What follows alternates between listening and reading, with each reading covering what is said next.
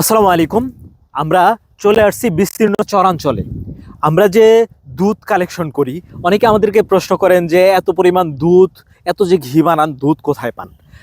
এই দেখেন, আমরা একটা বাথানের গরু দেখাচ্ছি আপনাদেরকে। আশেপাশে অনেক গরু এবং অনেকগুলা বাথান এখানে।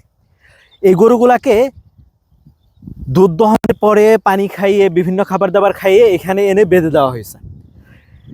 আর এই এই যে পায়ে অল্প একটু রশি দিয়ে বেঁধে দেওয়ার কারণে অল্প পরিসরের মধ্যে পুরাটা খেয়ে শেষ করতে পারতেছে। আমাদের ওইদিকে একদিনেই পুরা ক্ষেত নষ্ট করে শেষ করে ফেলতো, সেইটা এখানে হচ্ছে না। এখানে আমরা সারভাইভ করা কষ্টকর হয়ে যাবে। এখানে যারা এই জিনিসগুলো তদারকি করে থাকে, খুবই কষ্ট করে একটা বেস্ট জিনিস পৌঁছানোর জন্য আপনাদেরকে পিছনের যে গল্পগুলা, কি পরিমাণ কষ্ট, কি পরিমাণ শ্রম, মেহনত, ঘাম এখানে ঝরে যায়, সেটা এখানে না আসলে দেখা যাইত না। এবং তারা খুবই কষ্ট করে এখানে টিকে থাকে আমাদেরকে বেস্ট দুধ দেওয়ার জন্য। আর এই দুধ থেকেই আমরা ক্রিম সেপারেটর মেশিনের সাহায্যে ক্রিম বের করি, আর এই ক্রিমকে জ্বালিয়ে ঘি তৈরি করা হয়। আপনারা নিশ্চিন্তে, নির্দ্বিধায়, নির্ভাবনায় আমাদের এই ঘি অর্ডার কনফার্ম করতে পারেন ইনশাআল্লাহ। সকলকে অসংখ্য ধন্যবাদ। আসসালামু আলাইকুম।